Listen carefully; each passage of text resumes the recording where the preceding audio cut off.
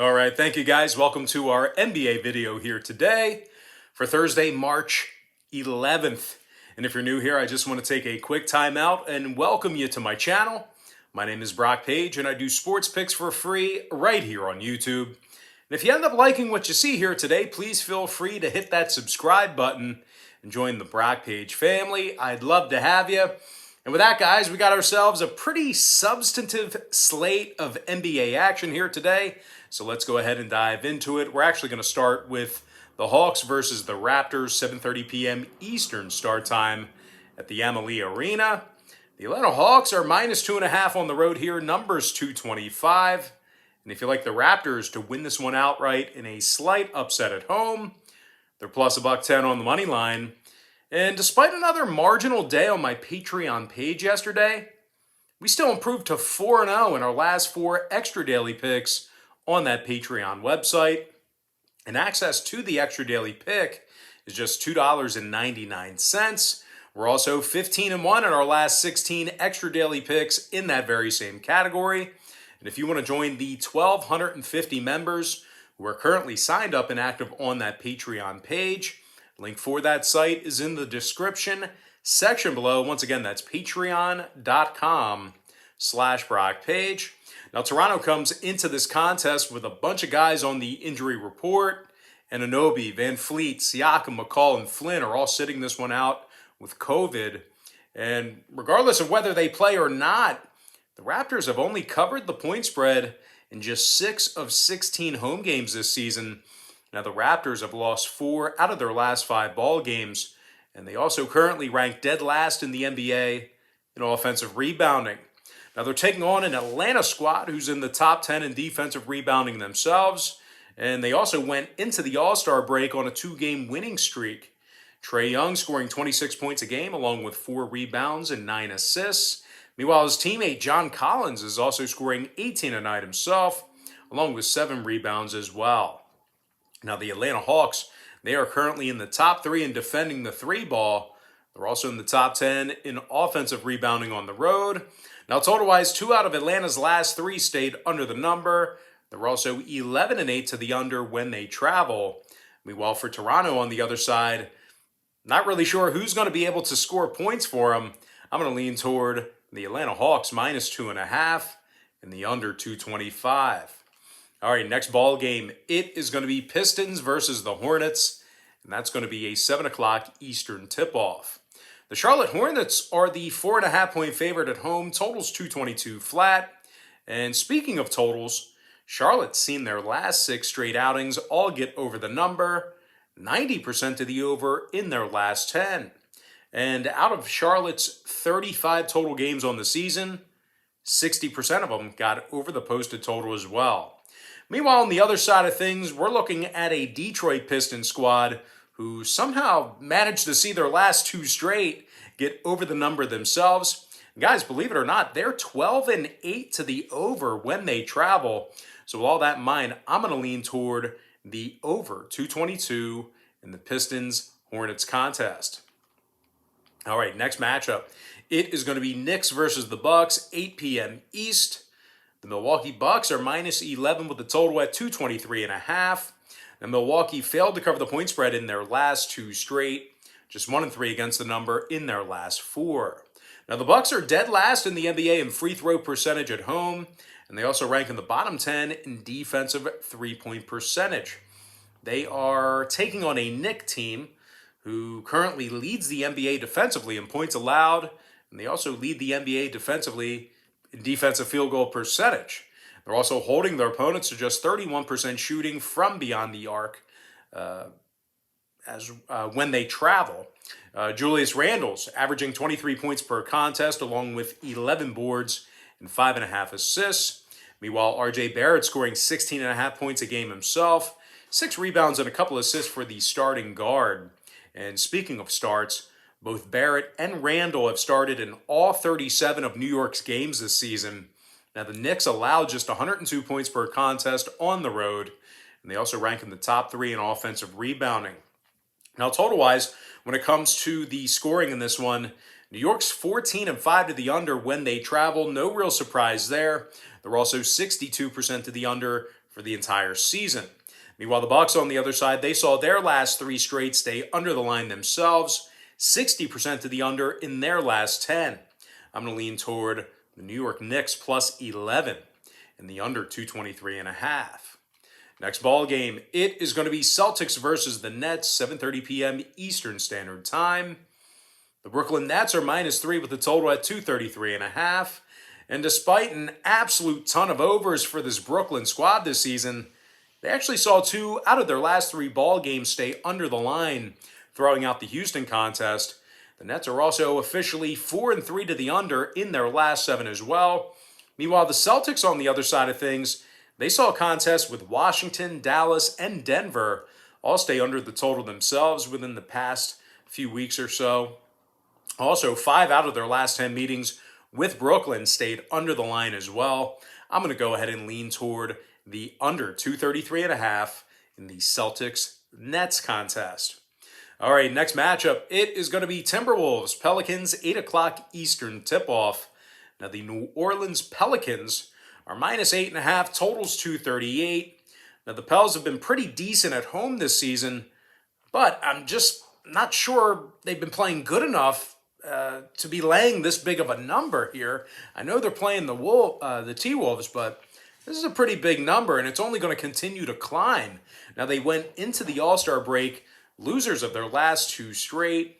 They also dropped 6 out of their last 9, and they covered the number just 3 times during that stretch. Now, Redick's out. Williamson's questionable. New Orleans is in the bottom 3 in defending the 3-ball, and they give up 116 points a game. Now, they're taking on a Minnesota squad who, despite a terrible run, down the stretch into the All-Star break themselves, they've still successfully covered the point spread in 7 out of their last 10 head-to-head meetings with New Orleans. The T-Wolves are also in the top half of the league in second quarter scoring on the road. Now, of course, when you're talking about the T-Wolves, got to mention Karl Anthony Towns. He's scoring 22 points a game along with double-digit boards and 3 assists. Meanwhile, Malik Beasley's dropping 20.5 points a night himself, along with 4 boards and 2.5 assists as well. Now, total-wise, Minnesota did see contests with Phoenix, New York, Los Angeles Lakers, and Toronto twice stay under the number recently. They also saw 5 out of their last 10 meetings with New Orleans get over the line as well. Meanwhile, the Pels' most recent outing stayed 29 points below the posted total for that contest themselves. New Orleans also saw 2 out of their last 4 ball games stay under the line. I'm going to go ahead and lean toward the Minnesota Timberwolves plus 8.5 and the under 238. Next ball game, it is going to be Sixers versus the Bulls, 8 p.m. Eastern tip-off in Chicago. The Chicago Bulls are -4 with the total at 227 flat. And if you like the Sixers in an upset on the road here, they're plus $1.55 for some money line cash.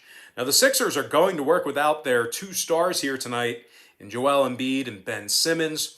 Both are in COVID protocol. I guess they caught COVID over the All-Star break.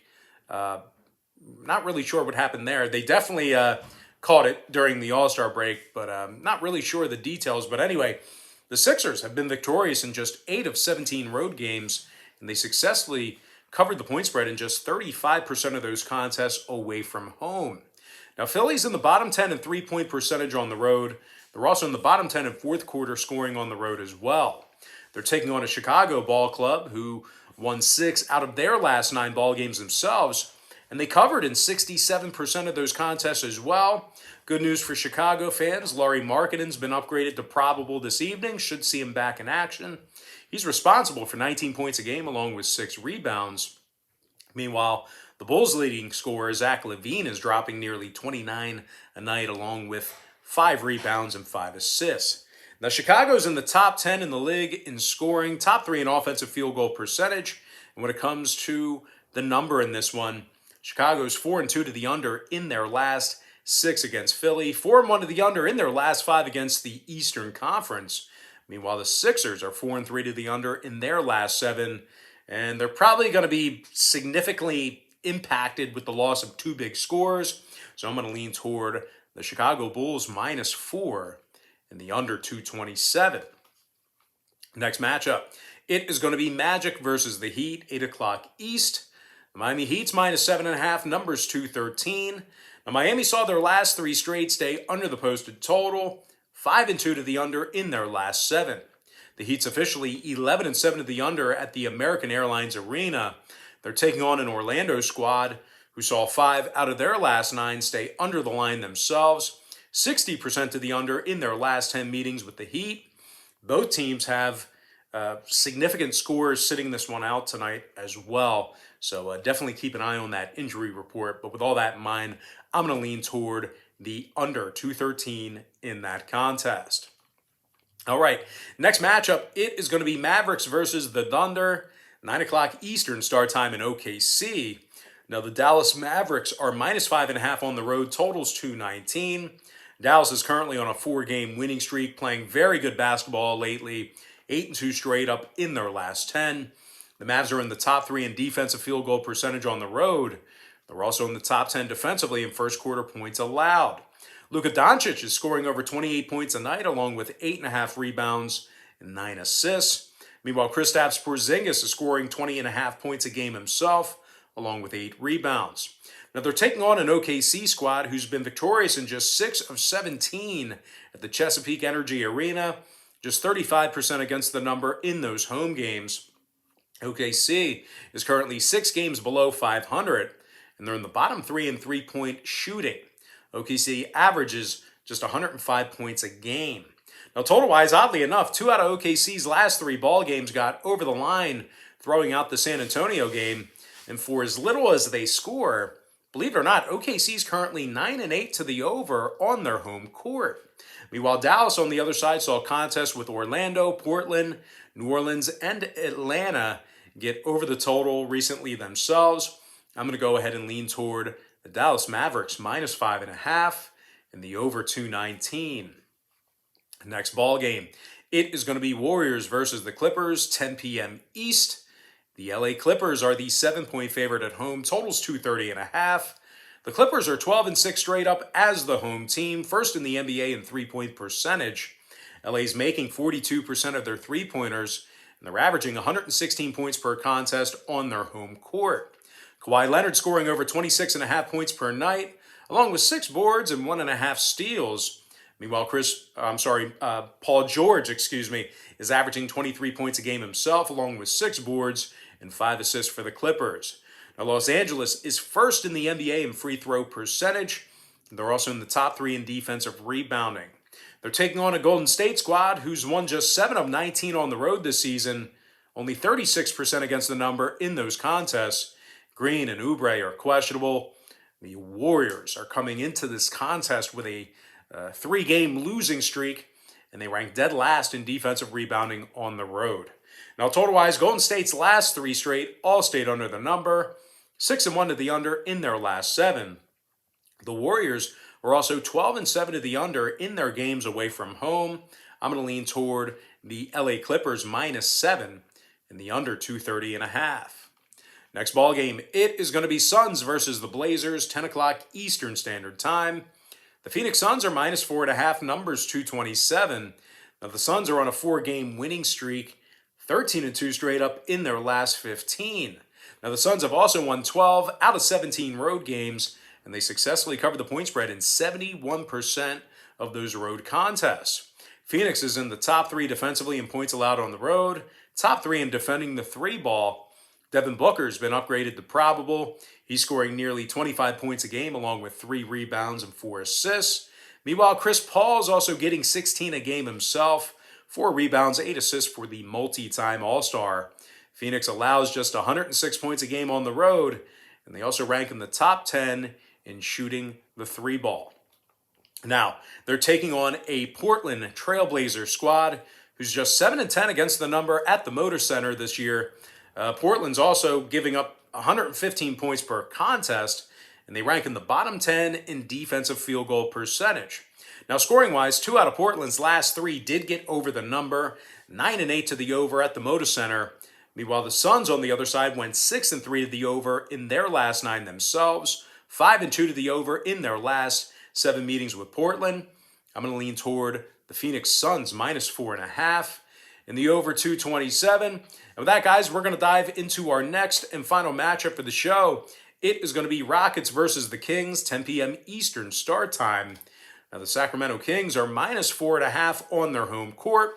Totals 230. And as bad as Sacramento's been playing, I just can't seem to fade them here against the hapless Rockets. Sacramento did win 2 out of their last 3, throwing out the Portland game. They're also ranking in the top 10 in the league in scoring on average per game. And believe it or not, guys, they currently lead the NBA in offensive field goal percentage at home. De'Aaron Fox is scoring 23 points a game for Sacramento, 3 rebounds, 7 assists for the starting point guard. Meanwhile, Harrison Barnes is scoring over 16.5 points a game himself, along with 6 boards and 3 assists. Sacramento is scoring 116 points a game at the Golden One Center, and they're knocking down 50% of their field goals there. The Kings are taking on a Houston squad who's going to still have to go to work here without Daniel House and Christian Wood. And another thing, Eric Gordon, he's also been listed as questionable for Houston as well. Not really sure who's actually suiting up for these guys here. Now, the Rockets have lost their last 13 straight, and they failed to cover in 12 out of those 13 contests. Houston's last in three-point percentage, bottom 3 in defensive rebounding. And when it comes to the number in this one, 5 out of Houston's last 9 did get over the posted total. 11-8 to the over on the road. Meanwhile, Sacramento's 15-5 to the over at the Golden One Center. 25-11 to the over for the entire season. I'm going to lean toward the Sacramento Kings minus 4.5 and the over 230. And with that, guys, we're going to dive into our quick pick recap. Once again, powered to you by my Patreon website, where we are 4-0 in our last 4 extra daily picks on that Patreon page. 15-1 in our last 16 extra daily picks in that same tier membership. I like Atlanta minus 2.5 under 225. I also like the over 222 in the Detroit-Charlotte game.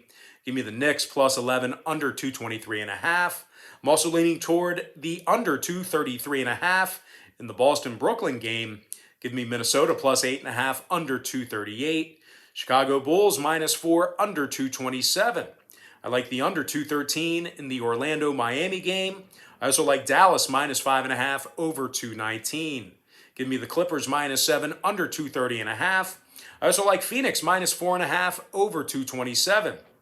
And before I give you my next and final free pick for the show here, please feel free to hit that subscribe button right now if you haven't done so already. I greatly appreciate that. I'm going to lean toward the Sacramento Kings minus 4.5 and the over 230. One final reminder here, guys, all the content on my YouTube channel is for entertainment purposes only. I don't make any guarantees of any kind. And with that, guys, we're going to dive into some YouTube shout-outs. Shout out to Comic Kish, Proline Master, AI Sam, Dominique Hughes, DJ Wavy, Blue Collar Man, The Ding Man C. Dinger, Sean O'Neill, Tizzy Carrion, and last but certainly not least, got to give a shout out to my good friend, JK Motocross. All right, guys, that's going to do it for me. Don't forget to check me out on Patreon. If you guys decide to get a package here today, just keep in mind we'll bill you the day you sign up and then the first of every month following that. But most importantly, guys, got to thank you for joining me right here on YouTube. Really hope you enjoyed all this great free content, all this great free information. And with that said, guys, happy Thursday to you. Best of luck to you. And I look forward to seeing you later on today on my website at patreon.com/BrockPage.